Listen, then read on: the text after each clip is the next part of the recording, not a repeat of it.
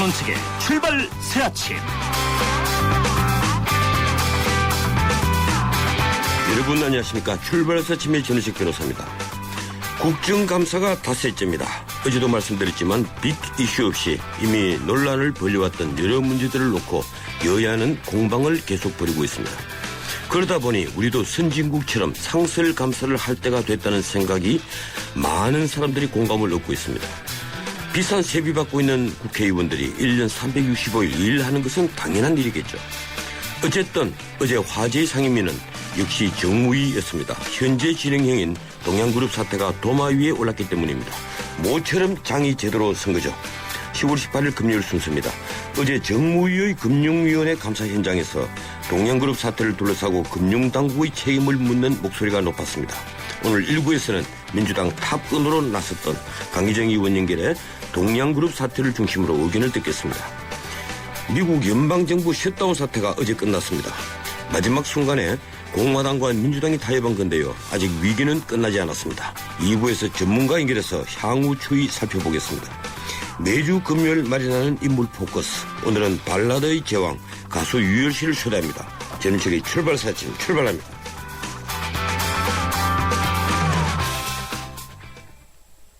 대상 보일러는 번호가 2개래요. 난방은 잡겠다. 대상 보일러는 열 교환기도 2개. 가스비도 잡겠다.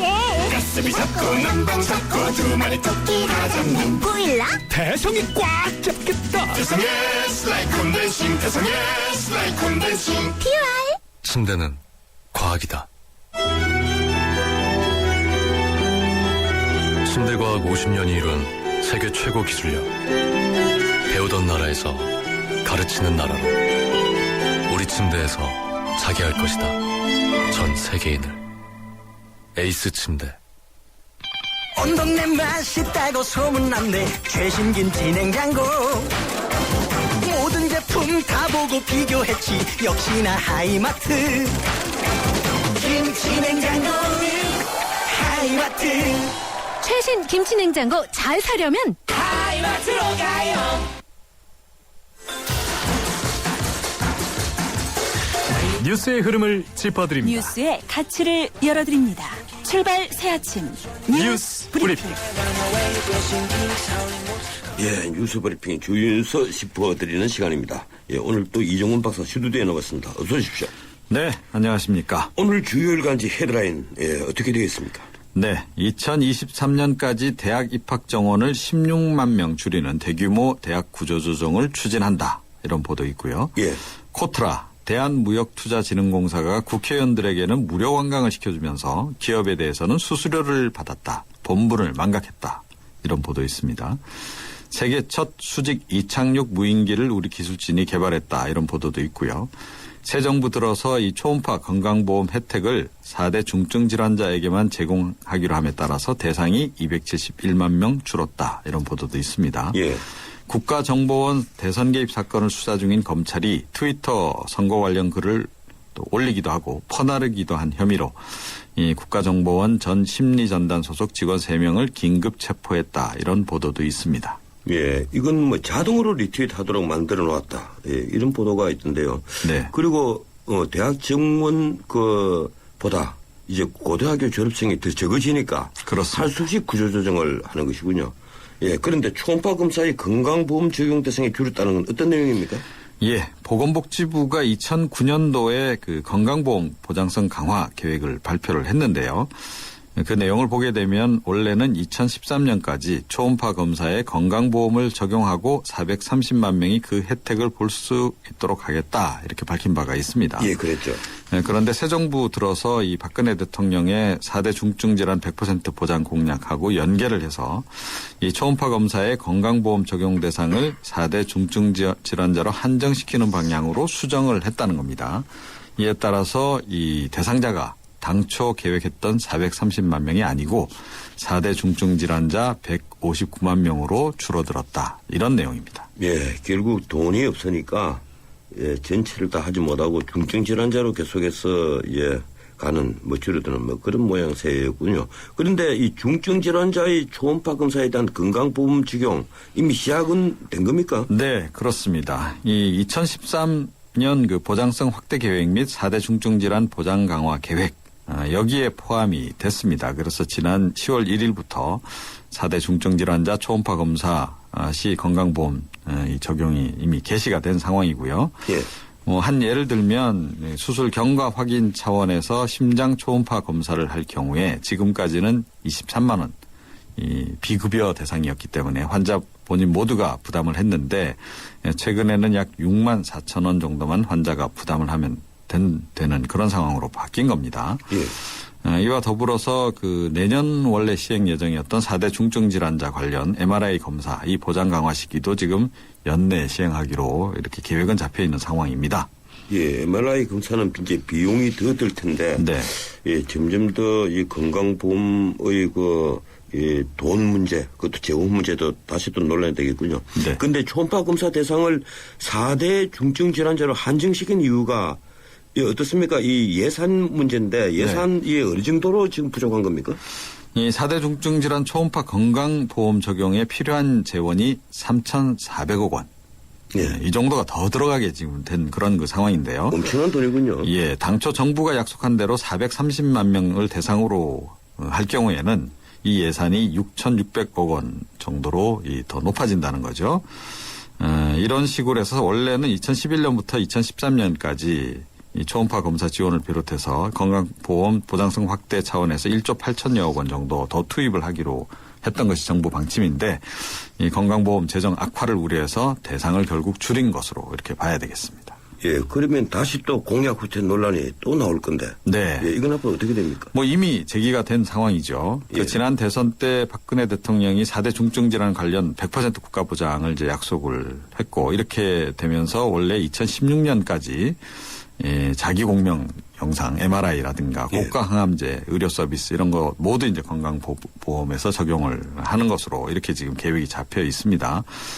그런데 지금 선택진료비, 간병비, 상급병실료 이런 그 3대 비급여 이거는 계획만 지금 잡혀 있고 지금 실행은 못하고 있는 그런 그 상황이고요. 그래서 이 4대 중증질환 보장률이 기존 76%에서 83% 정도 소폭 상승하는데 지금 그치고 있는 그런 그 상황입니다. 그러니까 100%는 어쩌면 불가능할 수도 있는 그런 목표가 돼버린 거죠.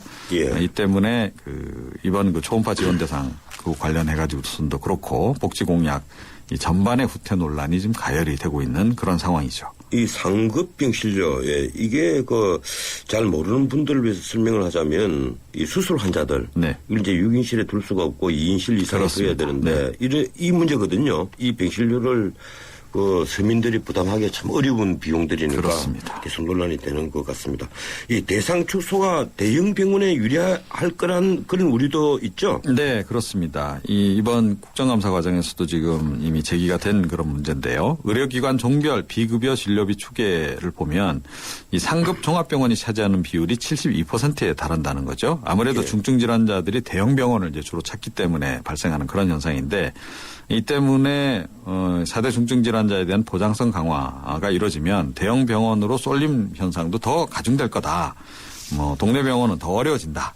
이 초음파 검사만 따져보더라도 마찬가지가 될 거다. 이런 얘기를 합니다. 그렇겠죠. 그런데 이 초음파 검사와 관련해서는 대형 병원들도 별로 남는 게 없다. 이런 얘기를 합니다. 왜냐하면 이번에 의료보험 쪽에서 이제 지원을 하기로 하면서 검사비도 함께 인하를 했거든요. 한 절반 정도로 내렸습니다. 그래서 이것 때문에 또 다른 부작용도 없지 않을 것이다. 그러니까 대형 병원에 가더라도 초음파 대신에 다른 고가 검사를 추천을 한다든지 예. 초음파 검사를 대충 한다든지 이런 현상도 생길 수 있다. 이런 이제 우려인 거죠. 예. 오늘 국정감사 어떤 것들이 있는지 좀 짧게 전해 주시죠. 예, 여러 가지가 있습니다만은 보건복지부의 건강보험심사평가원 국정감사가 있어서 오늘 조금 전에 말씀드린 이런 부분들이 좀 논란이 될 것 같고요. 또 이 정무위 금융감독원이 국정감사가 있습니다. 역시 동양그룹 문제 쟁점이 될 것 같습니다. 예, 알겠습니다. 여기까지만 듣도록 하죠. 고맙습니다. 네. 예, 지금까지 뉴스 브리핑 이종훈 박사였습니다.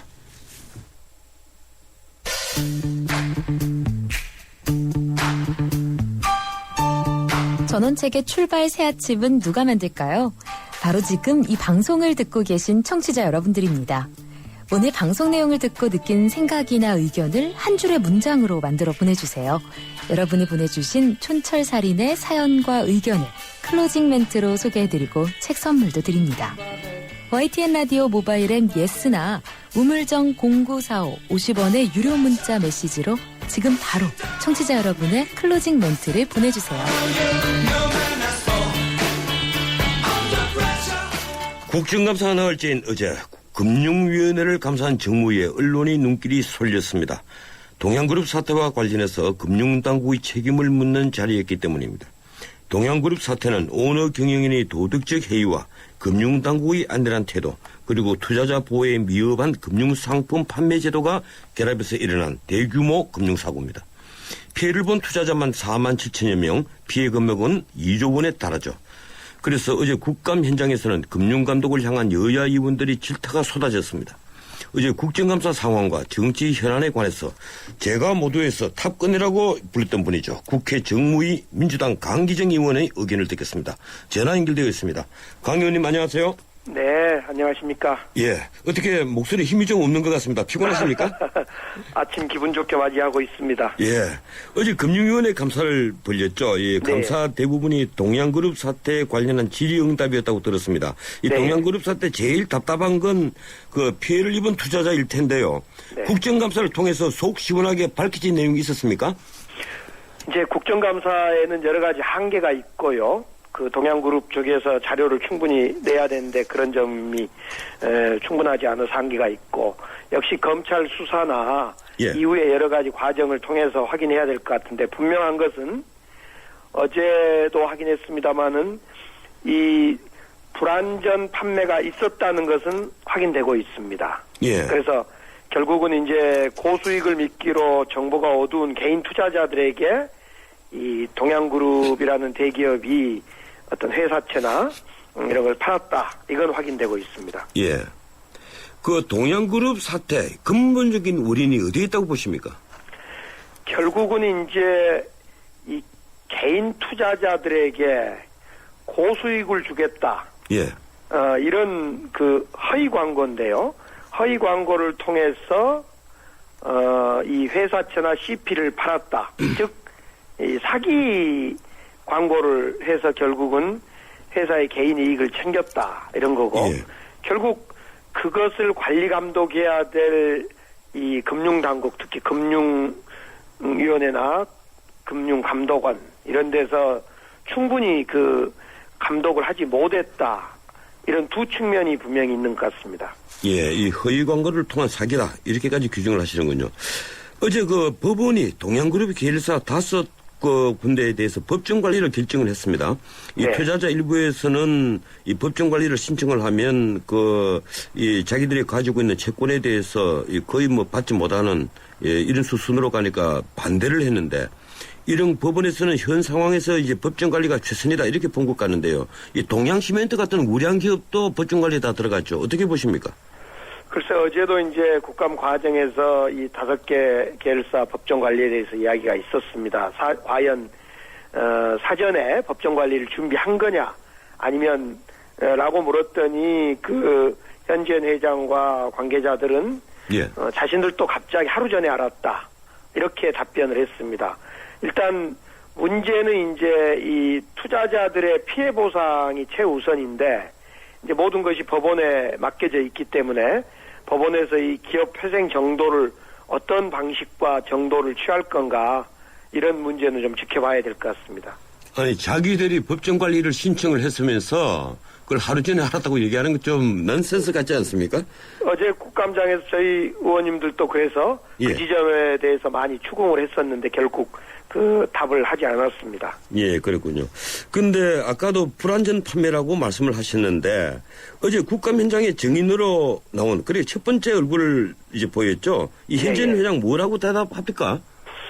제가 이제 구체적으로 불안전 판매를 했던 직원과 고객 그 대화 음성 녹음 대화를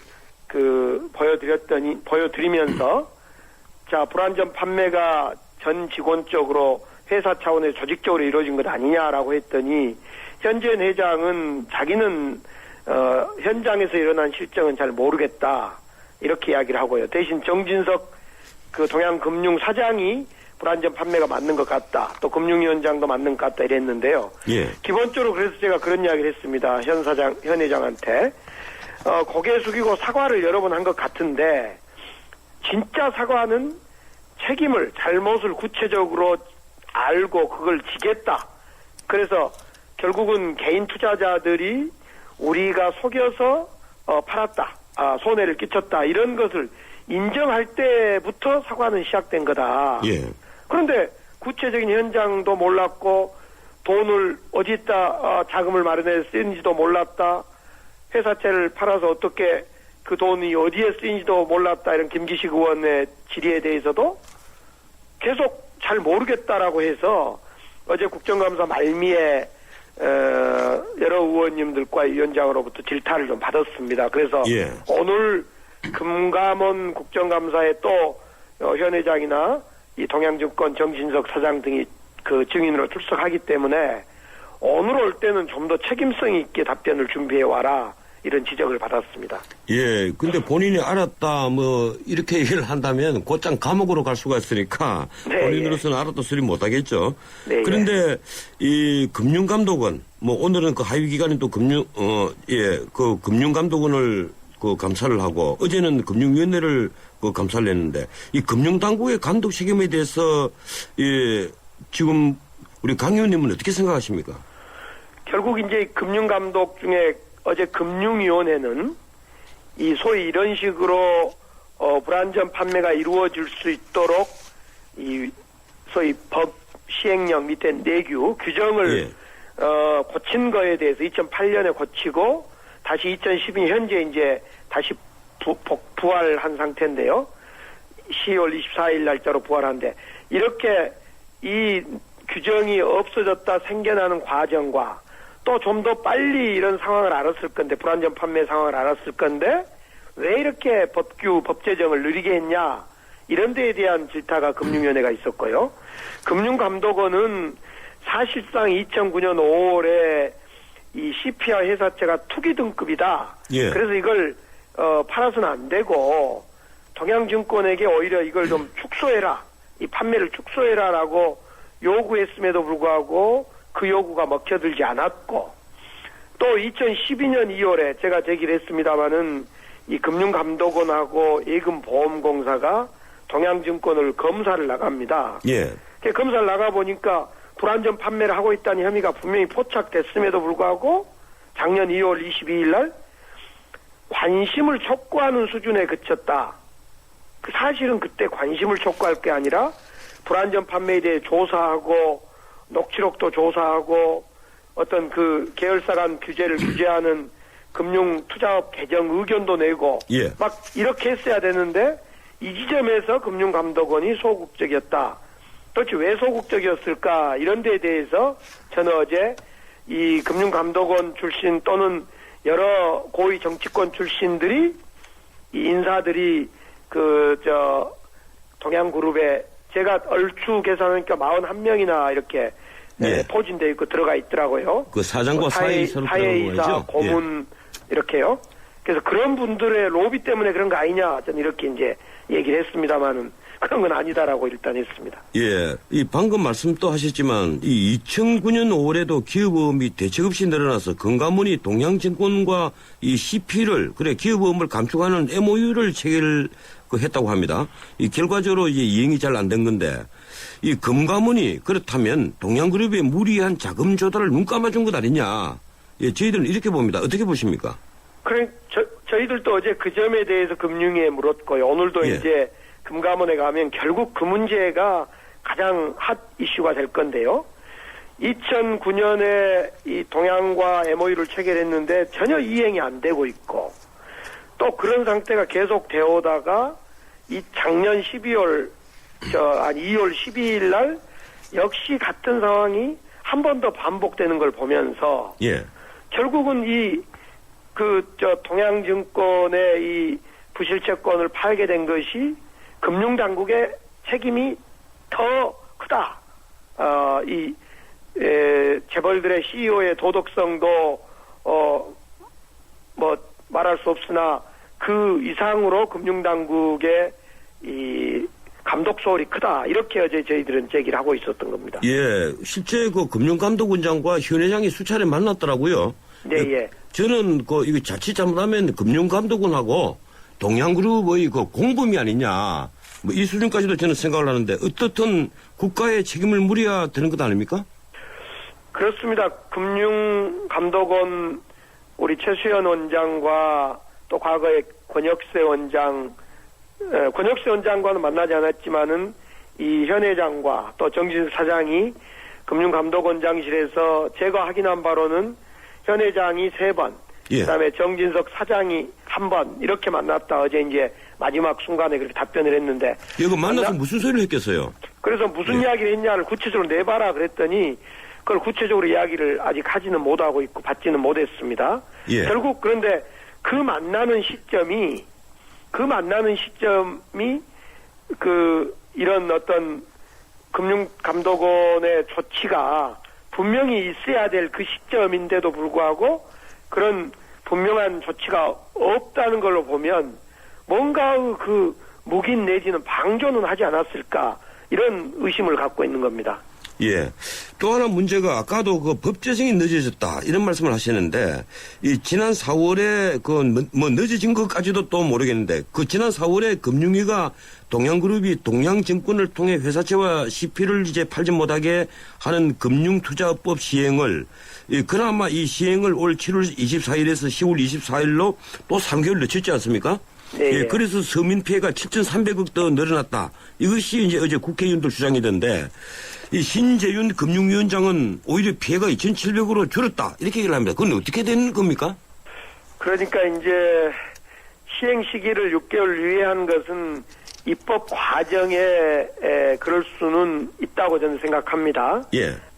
좀 더 서둘러야 된다. 제가 볼 때는 지금 그 전 2012년 7월에 보고해서 지금 올 4월에 제정하고 올 10월 24일 날 시행되는 이런 절차를 밟았는데요.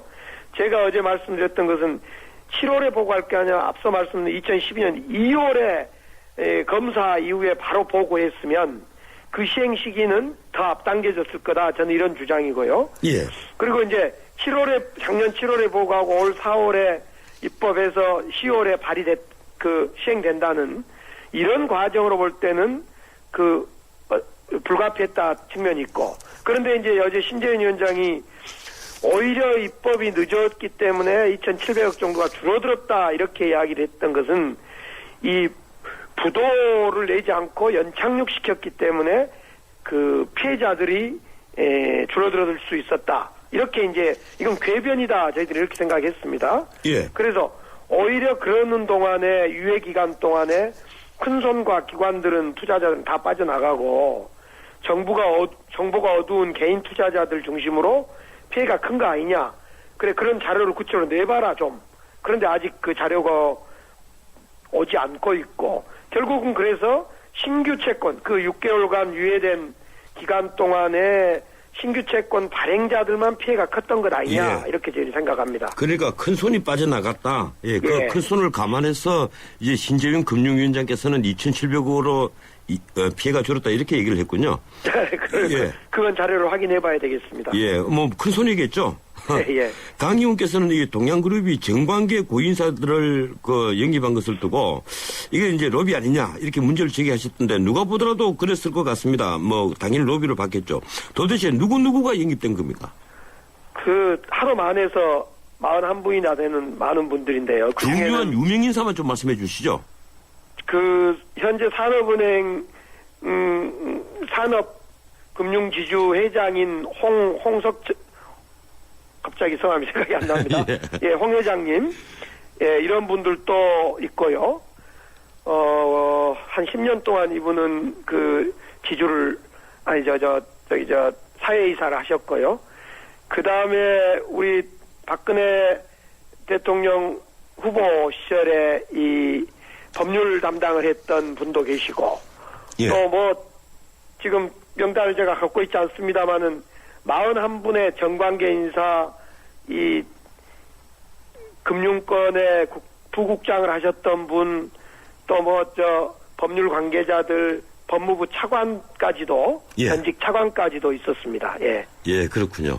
이 대통령 해외 순방에 현 회장이 동행한 것을 동양그룹에서 CP 판매하는데 이용했다면서요? 글쎄, 어제 그런 제기도 이제 있었습니다. 분명히 예. 그 민병도 의원을 중심으로 그런 제기를 했습니다. 그러나 이제 답변은 정경련의 구성원이기 때문에 갔다 이렇게 했는데 결국은 이런 금감원이 제때 조치를 취했다면 예. 어떤 조치를 취하고 분명히 사인을 줬다면 청와대나 이 정부에서도 그런 분들을 대통령 순방길에 같이 동행하지 않았을 거 아니냐. 그리고 그런 정도의 스크린을 하지 못한 또 청와대의 책임은 저희들은 분명히 지적하고 싶은 거고요. 예. 예. 이제 시간이 다 됐는데 오늘 그 금융감독원 국감이 있죠? 네, 예. 예. 어떤 문제를 다루시겠습니까? 역시 동양그룹일 텐데. 예, 예. 결국은 동양그룹 문제고 저 같은 경우는 이제 결국 불안전 판매 부분을 이제 많이 지적할 것 같고요. 하나는. 예. 저도 이제 불안전 판매 중에 도대체 피해자들의 제가 연령대를 분석해 보니까 70대, 60대 그러니까 고연령층의 피해자들이 인원은 더 적은데 금액은 많더라.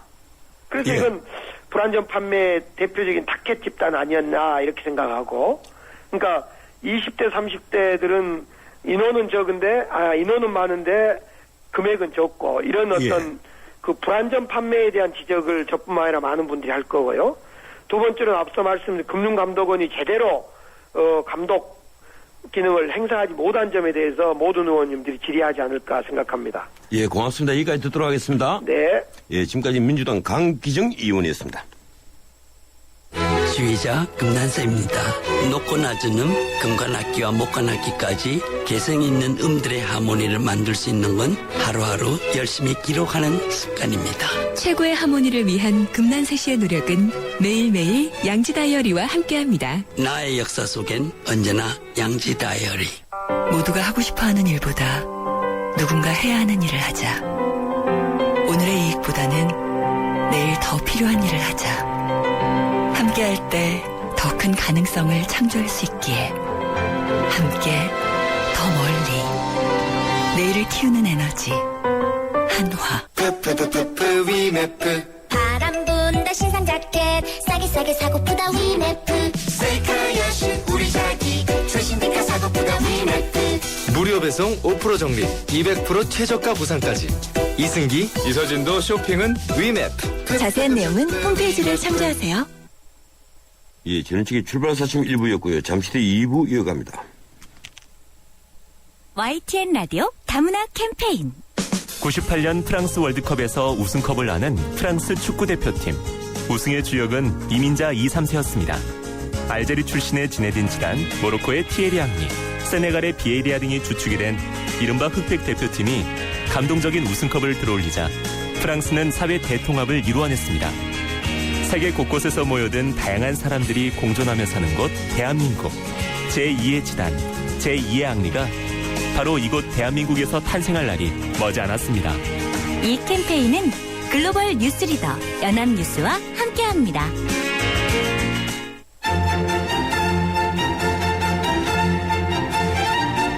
출근길 정통 시사 라디오 프로그램 YTN 라디오 전원책의 출발 새 아침.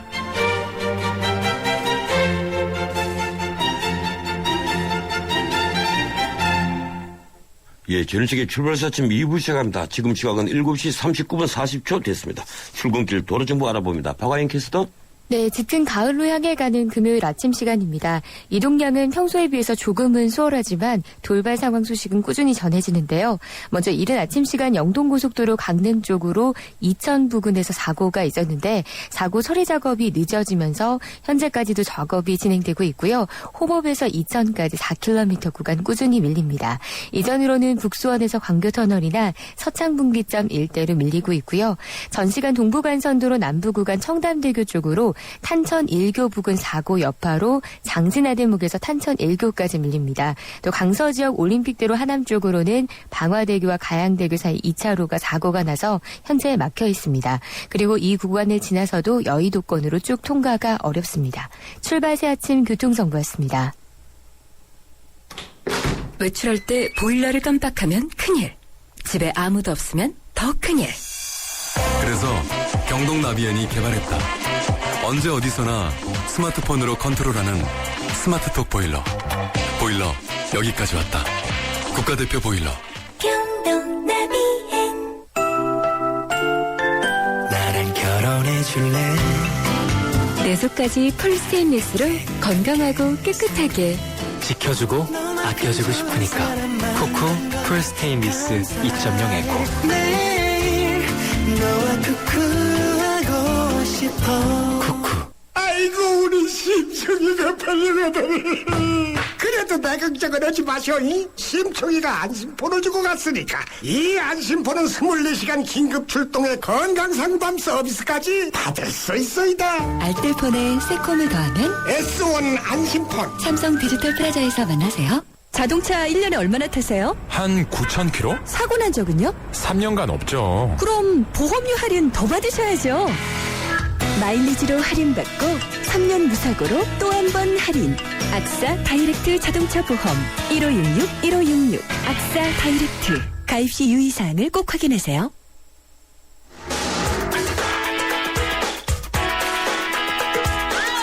안녕하세요. 배우 손창민입니다. 매일 아침 출근길을 밝혀주는 세상살이 길잡이.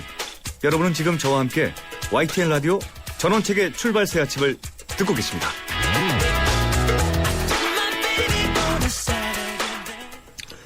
미국 연방정부를 부분적으로 마비시켰던 셧다운이 끝났습니다. 하지만 이 문제를 일으킨 원인이 됐던 이른바 오바마 케어 예산안 처리는 그대로 둔 채 부채 한도 협상이 타결돼서 미봉책이라는 불안감은 여전히 남아있습니다.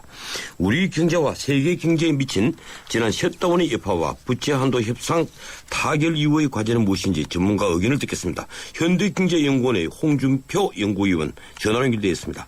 홍 박사님 안녕하세요.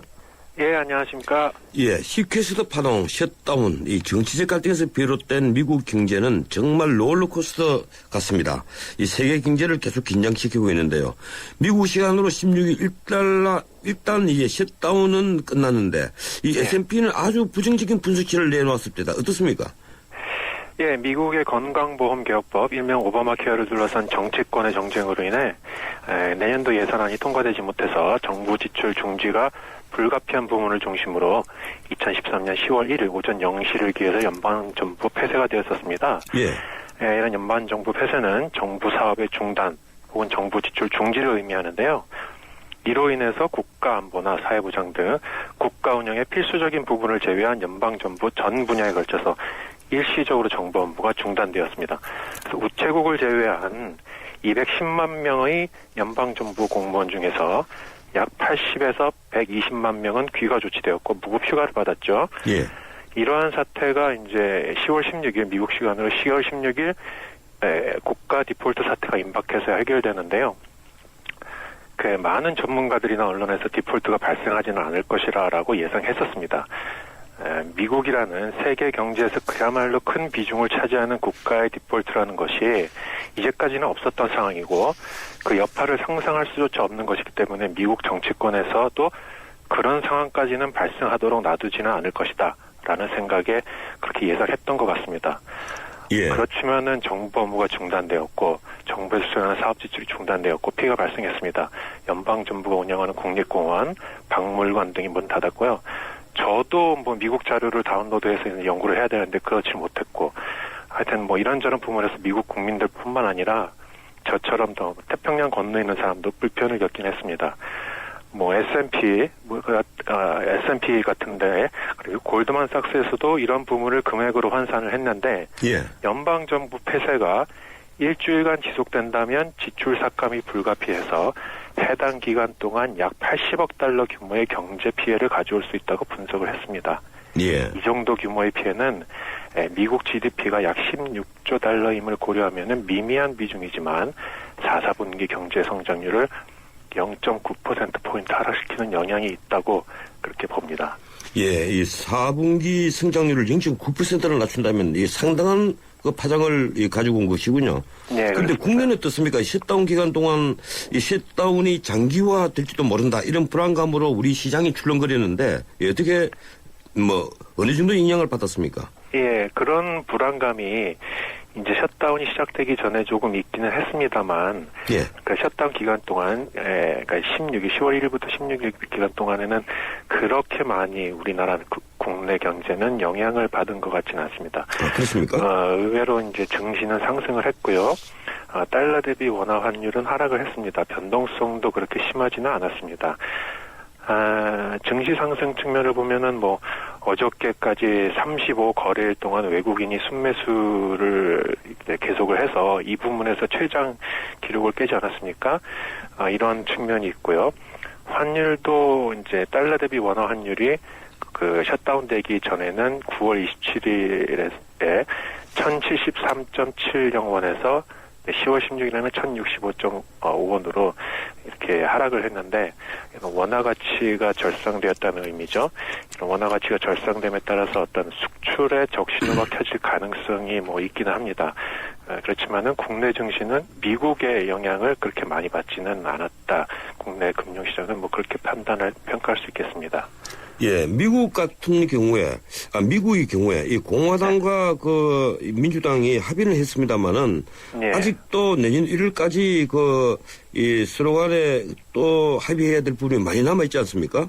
그래서 미봉책이라는 견해가 많던데, 어떻게 보십니까? 예, 맞습니다. 말씀하신 대로 이번 연방정부 폐쇄의 해제, 그리고 디폴트 위기 탈출은 미국이 가지고 있는 재정 문제에 대한 근본적인 해결은 뒤로 미룬 한시적인 미봉책입니다. 타협 내용을 보면 첫 번째로 연방정부 폐쇄를 해제하기 위해 현 수준의 예산안을 2014년 1월 15일까지 한시적으로 적용한다. 두 번째, 정부 부채 한도를 늘려주는 것이 아니라 한도의 적용을 유예한다는 것입니다. 예. 그것도 2014년 2월 7일까지 한시적으로 유예한다는 것이죠. 이로 인해서 2월 7일까지는 재무부는 필요한 만큼의 자금을 국채 발행을 통해 조달을 할 수 있게 된 것입니다. 그 이후에는 이제 지금과 같은 또 이런 타협 과정이 진행되겠죠. 그런 타협을 하기 위해서 협상을 위한 회의체를 구성을 해서 2014년 회계연도 전체 예산을 올해 말 2013년 12월 31일까지 확정한다라는 것입니다. 이렇게 보면 예산안이나 부채 한도 문제의 해결을 내년 1월 중순, 2월 초까지 이렇게 한시적 미뤘다라고 보시면 될 것 같습니다. 따라서 이번 셧다운 문제를 일으켰던 이런 협의 문제가 올해 말에 다시 불거질 수 있습니다. 다만 합의 도출 기한을 12월 13일로 명기한 점을 들 수 있겠는데 이거는 미국의 이렇게 크리스마스 연휴라는 그런 점들도 들 수 있겠죠. 회의 진행의 효율성 증진을 위한다라고 이제 미국 정치권에서 주장하고 있는데 이건 그때 가봐야 될 것 같습니다. 작년에 재정절벽 협상도 연말 크리스마스 연휴를 지나고 협상 데드라인을 넘긴 1월 2일에서야 이제 스몰 딜로 타결된 그런 전례가 있지 않습니까? 하여튼 그 연말 연초에 다시 이런 그 정치권의 리스크가 다시 고조될 수 있습니다. 예, 그렇군요. 그런데 우리 기획재정부 이 고위인사가 인터뷰에서 단기적 시장 불안 요인은 이제 해소된 것이다. 그러면서 한국 입장에서는 이 안심 상황이다 이런 식의 의견을 피력을 했던데, 어떻게 보십니까? 일단 미국 정치 리스크가 일단락되었다는 점에서는 시장의 단기적 불안 요인이 해소된 것은 사실입니다. 그리고 그 디폴트 위기 탈출에 대해 시장이 긍정적인 반응을 보인 것은 디폴트 위기에서 탈출했다라는 사실과 앞서 말씀드린 디폴트까지는 가지 않을 것이라는 시장의 전망이 어떤 합치되었기 때문이라고 생각을 합니다. 하지만 중장기적으로는 여전히 불안 요인이 상존을 하고 있는데요. 앞에서 언급한 것 같이 올 연말이나 내년 연초에 미국 정치권의 불협화음이 다시 불거질 수 있는 가능성이 이제 높고요. 그리고 또 하나의 커다란 불안 요인 중에 하나가 미국의 양적완화 축소에 따르는 국제 투자 자본 흐름의 변화입니다. 2008년 리먼 사태 이후 경기 부양을 위해 미국이 약 5년간 3조 달러 이상을 전 세계로 이제 풀었는데요. 그 양적 완화 축소를 포함하는 어떤 출구 전략은 그러한 달러 공급이 줄어들고 중단되며 결국에는 회수되는 자금 흐름의 역전 현상을 일컫습니다. 올해 그러니까 5월과 6월에 버냉키 미국 연준 의장이 올해 안에 양적 완화를 축소할 수 있다라는 발언을 한 이후에 한국은 다른 신흥국과는 달리 어떤 거시경제 펀더멘탈이 양호하다는 평가를 받아서 글로벌 투자 자금이 이제 유입되는 그런 현상을 보이고 있지 않습니까? 그렇지만은 이는 다른 신흥국과 비교했을 때 이제 상대적으로 양호하다라는 점에서 그렇다는 것이지. 전체적인 그런 글로벌 자금 흐름이 이제 역전되는 현상은 내년도에 그리고 벌어질 것입니다. 글로벌 투자 자금이 유입이 한국으로 유입되는 현상이 얼마나 오랫동안 지속될 수 있을지는 단언할 수 없고요. 하여튼 우리나라가 IMF 사태를 겪으면서 체질 개선을 잘 했고 그러면서 경제 펀더멘털이 좋아진 것을 부인할 수는 없겠죠. 그렇지만 지난 5년간의 어떤 유동성이 공급되는 상황에서 이제는 자금 흐름이 반대되는 상황에 직면하는 것이기 때문에 그런 유입되는 상황에 안심만 하고 있을 수만은 없겠습니다. 그러니까 지금 미국은 그 셧다운이 끝나면서 일단은 이제 국채 발행을 해서 미국 FRB로부터 자금 수요를 중앙정부로 받을 것이고 그런데 지금 버냉키는 그 양적 완화 축소를 운운했습니다만 이 지난 1년이 이제 차기를 이어받으면서 그 우리가 조금 줄이는데 어쨌든 그 언젠가는 양적 완화 축소는 되지 않겠습니까? 그렇게 되면 우리나라에 들어온 외국 자금이 썰물처럼 빠져나갈 가능성이 있다 이 말씀이시죠? 그렇습니다. 그러니까는 35 거래일 동안 외국인 자금이 이제 주식을 순매수한 그런 흐름이 있는데 이런 것이 이제 언제 또 급변할 수 있을지 그런 것에 대해서는 누구도 이제 단언을 예상을 할 수가 없는 것이고 또한 그 옐렌이라는 그 연준 의장의 어떤 성격상 좀 양적 완화 축소가 조금 지연될 수는 있겠습니다만은 그 현재 미국의 경제 회복 그런 추세를 봤을 때 그 내년 초에는 좀 시작되지 않을까 뭐 이렇게 판단할 수 있을 것 같습니다. 이제 시간이 거의 다 끝나가는데요. 제가 우리 경제에 대해서 다른 그 한 가지 정도만 더 여쭤보겠습니다. 이 우리 정부 부채가 아시다시피 올해 480조 2천억, 지금 내년에 515 정도로 예측이 됩니다. 이 문제는 그런데 적자성 부채가 크다는 것이거든요. 올해 246조 2천억 정도가 되는데 이 공기업 부채도 2분기 말로 402조 4천억이나 된다고 합니다. 지금 우리 경제 내년도 이 성장률도 3.5% 정도로 지금 ADB가 예측을 하는데 어떻습니까? 우리 경제 이 내년 전망 어떻게 하고 계십니까? 내년도 우리나라 경제는 이제 그 어떤 세계 경제의 어떤 큰 흐름, 뭐 신흥국은 좀 뭐 위험하지만은 어떤 선진국 중심의 어떤 회복으로 인해서 우리나라가 수출이 좀 수혜를 입는다. 그런 측면에서 올해보다는 나아진다. 뭐 이런 측면이 있습니다만은 그 회복 속도가 그렇게 빠를까? 뭐 이런 것에 대해서는 저도 우려를 가지고 있습니다. 그리고 또 하나 지적 잘 해주셨는데요. 지방자치단체의 재정 부족이 심각한 문제가 좀 우려가 되고 있고요. 그리고 이제 저희 나라가 우리나라가요. 저희 나라가 미국과 같은 그 어떤 정부 차원의 어떤 디폴트가 발생을 할 위험은 좀 없습니다만은 지방자치단체를 중심으로 복지 재정에 대한 복지 부문에 대한 지출이 증가함에 따라 복지 디폴트 일종의 어떤 복지 디폴트가 발생할 수 있다. 뭐 이런 우려가 좀 나오고 있습니다. 그렇군요. 다음 기회에 시간을 좀 넉넉히 가지고 한 번 더 우리 경제 미래를 좀 짚어보겠습니다. 고맙습니다. 감사합니다. 지금까지 현대경제연구원 홍준표 연구위원이었습니다. 2부 순서 여기서 마치고요. 8시 뉴스를 듣고 3부 8시 10분에 이어가겠습니다.